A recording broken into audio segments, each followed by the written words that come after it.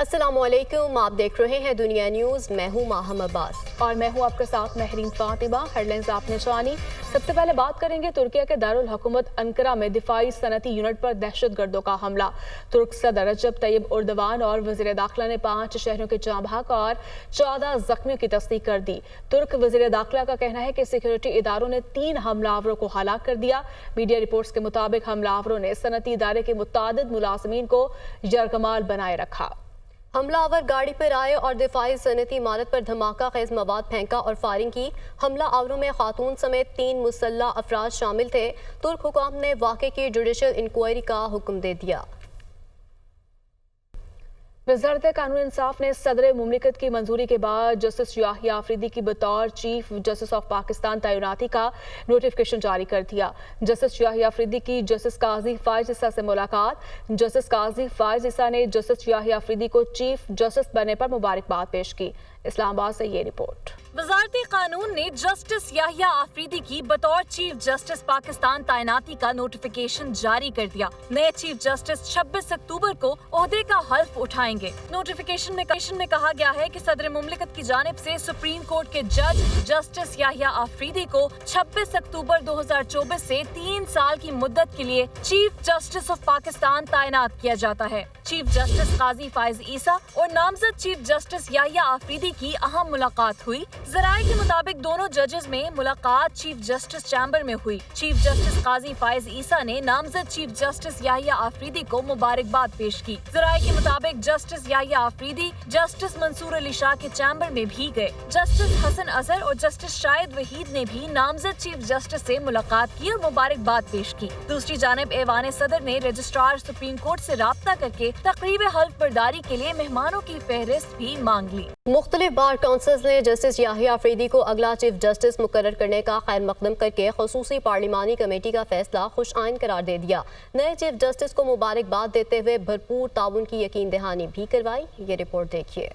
Justice یحییٰ آفریدی کی بطور chief justice تقرری ملک کے مختلف بار کونسلوں نے فیصلے کو خوشائند قرار دے دیا۔ پنجاب بار کونسل نے اپنے بیان میں کہا ہے کہ امید ہے جسٹس یحییٰ آفریدی بار اور بینچ کے درمیان تعلقات بہتری کی طرف لے جائیں گے اور سائلین کو انصاف کی فراہمی کے لیے اپنا بھرپور کردار ادا کریں گے۔ خیبر پختونخوا بار کونسل نے بھی تعیناتی کا خیر مقدم کیا ہے۔ اعلامیہ میں کہا جسٹس یحییٰ آفریدی غیر متنازع، غیر سیاسی اور غیر جانبدار شخصیت ہیں۔ بطور چیف جسٹس پارلیمنٹ کی بالادستی، قانون کی پاسداری، آئین کی عملداری، انصاف کی فراہمی اور عدلیہ کی عظمت بڑھانے کے لیے تمام تر صلاحیتیں بروئے کار لائیں گے۔ High court bar Dera Ismail Khan کا کہنا ہے ملک کی تاریخ میں پہلی بار چیف جسٹس پاکستان خیبر پختونخوا سے لیا گیا ہے۔ ڈسٹرکٹ بار کرک نے بھی تقرری پر خوشی کا اظہار کیا ہے۔ وزیراعظم شہباز شریف کہتے ہیں کہ اسرائیل کی جانب سے بے گناہ فلسطینیوں کی نسل کشی کی جا رہی ہے۔ عالمی برادری نے جنگ بندی کے لیے مؤثر کردار ادا نہیں کیا۔ سلامتی کونسل کی قراردادیں بے بس نظر آ رہی ہیں۔ ہیگ کی عالمی عدالت کا فیصلہ بھی اسرائیل کو نہیں روک سکا۔ اسرائیلی جارحیت میں 43,000 سے زائد فلسطینی شہید ہو چکے ہیں۔ فلسطین میں اسرائیلی بربریت پر دنیا خاموش تماشائی بنی ہوئی ہے۔ فلسطین میں شہر اور گاؤں تباہی کا منظر پیش کر رہے ہیں۔ اسرائیلی فوج سکولز اور ہاسپٹلز پر بمباری کر رہی ہے۔ وہ تقریب سے خطاب کر رہے تھے۔ Students from Gaza, very shining and outstanding students who have now arrived Pakistan in their second home.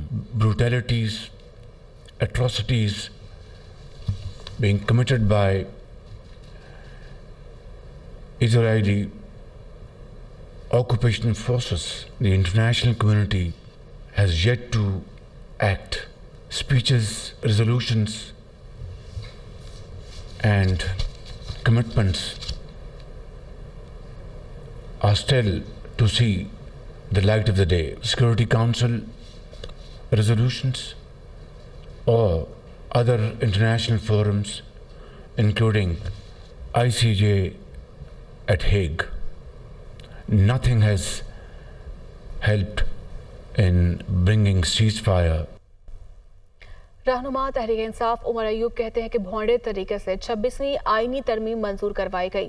ہمارے 5 MNAs کو اغوا کر کے ووٹ لیا گیا۔ کب تک پاکستان کی عوام کے ساتھ فراڈ کیا جائے گا؟ یہی وجہ ہے کہ ملک میں سرمایہ کاری نہیں ہو رہی۔ جس طریقے سے آئین سازی ہوئی، مذمت کرتے ہیں۔ اڈیالہ جیل کے باہر وہ میڈیا سے گفتگو کر رہے تھے۔ 26वीं आईनी तरमीम जिस तरीके से, जिस बेबॉन्डे तरीके से करवाई गई, नंबर्स इनके पूरे किए गए, फ्लोर ऑफ द हाउस पे मैंने कहा, आज अभी यहाँ पे मैं कह रहा हूँ, उसको हम लोग कंडेम करते हैं।